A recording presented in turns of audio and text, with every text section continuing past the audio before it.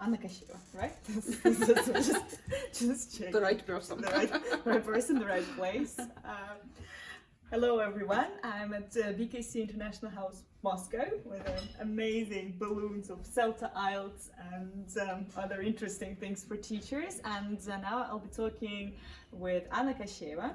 Hello. You must probably know her and heard her talk at the conference or conferences. But my first question is not going to be about ELT, it's going to be about a different thing, because on the website when I was reading and preparing for my interview, it says that you basically do everything here, right? That's not true. I know, it sounds quite like a lot, so I have it on my watch. So you do training courses such as CELTA, IH Chem, IHC 1-to-1, IH Young Learners, yes, as a TKT 3 modules, and TKT Young Learners, and some other. So it's not everything. No, it's not everything. Yeah, so I don't run all the courses here. Yeah, for example, But I don't like, run Delta more than Model half. 2. Yes. Not yet. Not yet. Yeah, and I don't have to run all of them, you know, at the same time on the One same day. day. Yeah, no, it doesn't happen this way. But we do combine our part-time courses, and I run those courses with my colleagues. So we work as a team and we help each other and share the workload, and there is of course paperwork. It's not only, you know, delivering the input session, the fun bit, but something like marking, you know, will be involved there. All IH courses are about submitting some assignments, so we have to mark them, obviously. So that's why my first question is about work-life balance, because I think it's a very good thing, but I know I keep monitoring different conferences, and there's more conferences, more talks, more seminars, webinars on work-life balance, because we teachers, we tend to burn out because we do like our job and nobody can stop us. So what does your year look like? So how are you coping with this workload? That's a good question. So yeah, it sounds a lot. Well, it means a lot, to be honest. I don't know. What my typical year would be running like 1, 2, 3, 4, 5, 6 CELTA courses a year. The intensive ones? Not necessarily. So at the moment we are running 2 parallel part-time courses, and of course you'll be busy like 2 days a week, so you'll be doing something else on other days. And that's fine, that's manageable. January was more difficult because we had to run an intensive CELTA course, and we also did something else. It was quite tiring, let me be honest, so yeah, occasionally, I feel really tired, and I feel the need to recharge the batteries, you know, to go somewhere, just, you know, to plan ahead what I'll be doing next. That helps. Do you have your vacations planned in advance? Like booked? Yeah. Not necessarily booking. I mean booked but the time. I don't know. So at least making your decision what month you'll be taking off, or a couple of days which you can take off, like planning a get together, or just, you know, allocating time for Pilates at the end of the week. Well, that helps really. It does. But the key thing, actually, you mentioned that we love our job, and that's why we are doing all the variety of things, and we enjoy. We are getting quite a lot of buzz, you know, from being involved in a variety of projects, and if you get a new course, wow, it's amazing, I want to do it. So, that's our attitude. Yeah, it is, but it's still, even when you love your job, but if you work 24/7, it's no, of course, everyone needs me time. Yeah, true. So do you know what your year is going to look like in the beginning of the year? Do you have the courses planned? We usually plan like half a year ahead. Half a year ahead. So from September I know what I'll be involved in up to December, and quite often we start planning, like in December, for example, what we'll be doing the next half of the year. I see. And here, do you work 9 to 6 or unlimited? Well, today, for example, I'll be observing CELTA trainees, so I'll have to stay till 10 p.m. And I started by running a morning class at 11, so, well, That's some 12 hours. Yeah, I see. So, and every day is different, right? Yes, So it's yeah, absolutely different. Crazy, crazy. but interesting, challenging. Challenging. Okay, thank you. No, you look like a person who loves their job. So. Well, I think we've got a team of people who are crazy, of course, and keen, passionate about our job, everything that we are doing here. Like, it's not only delivering courses, it's like doing research, attending conferences, presenting at conferences, and, there is a lot of collaboration in between us. So that's what I find really rewarding here.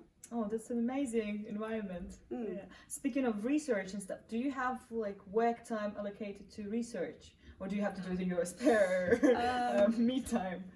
So we try to think about and plan things ahead, in between courses, especially if we are talking about intensive courses, full-time CELTA courses.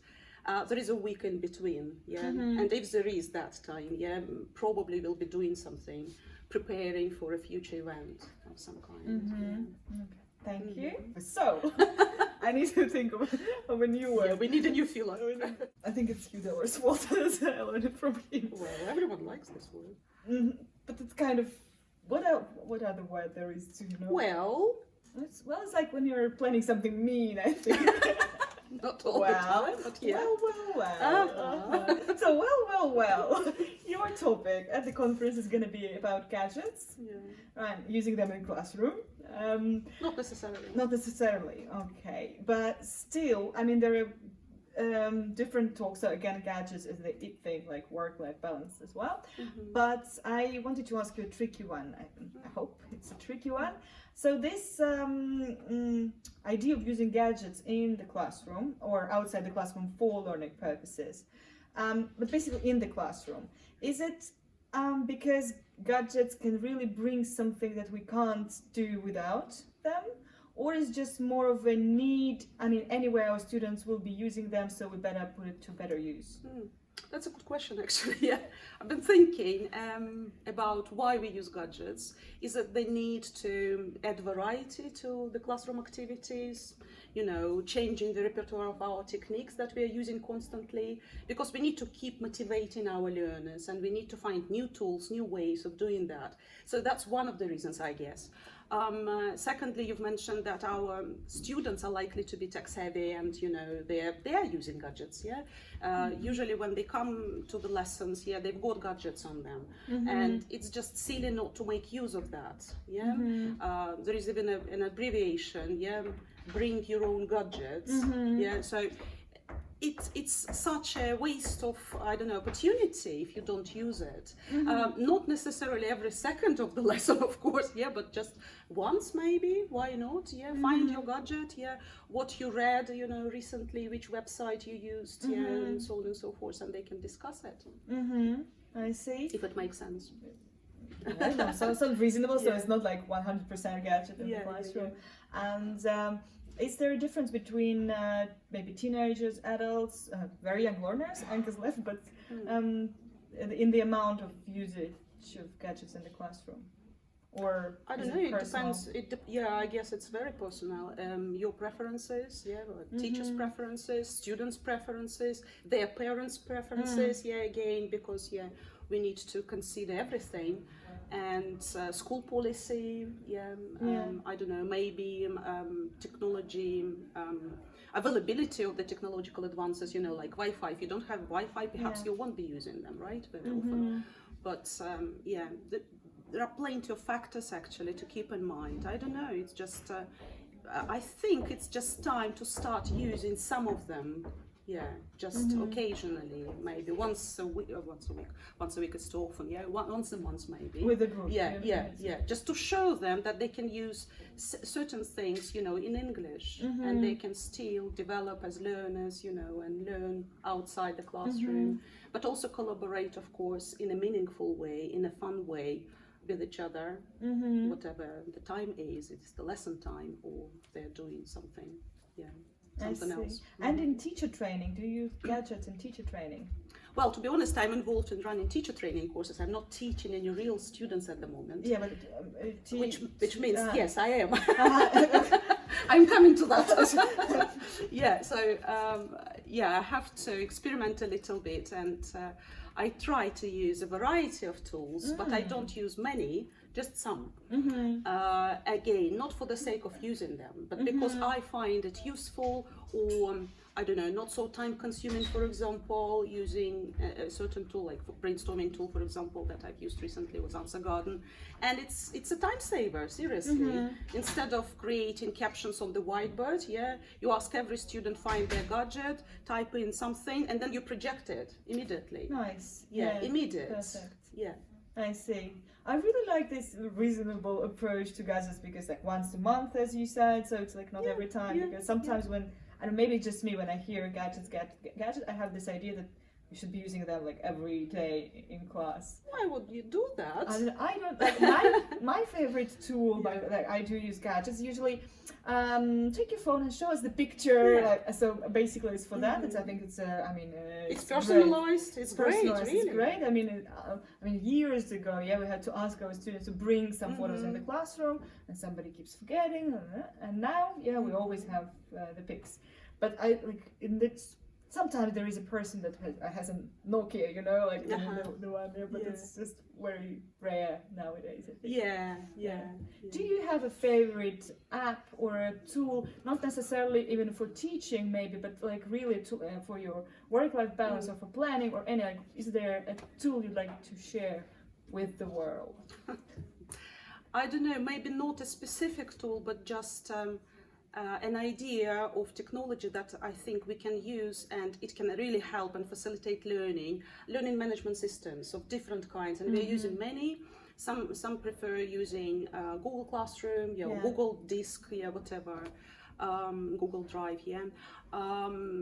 We are using Edmodo a lot, and Schoology, and some people use Moodle. I don't know, but there should be a place where students can find all the information after the lesson, maybe before the lesson, something that they can reflect, recycle, or if it's before the lesson, so you're flipping the classroom, and it's meaningful, they're better prepared for the lesson, and the lesson is going to be more effective. Right. Okay, so LMS is your pick. Yeah, I'll say that. Like everything that makes my life as a teacher easier. Yes, please. And there are a lot of embedded tools there within one learning management system. You can create a survey, a quiz, a test, a task. You open a discussion thread, and the students will be involved and collaborate with each other. I just learned, like, we had a webinar on Google Classroom on Monday for my project for teachers, and I learned that you can actually synchronize it with Quizlet, so you can add Quizlet directly to the Google Classroom, and this is just amazing. So now I'm thinking of starting using that in my teaching. That's worth doing. Thank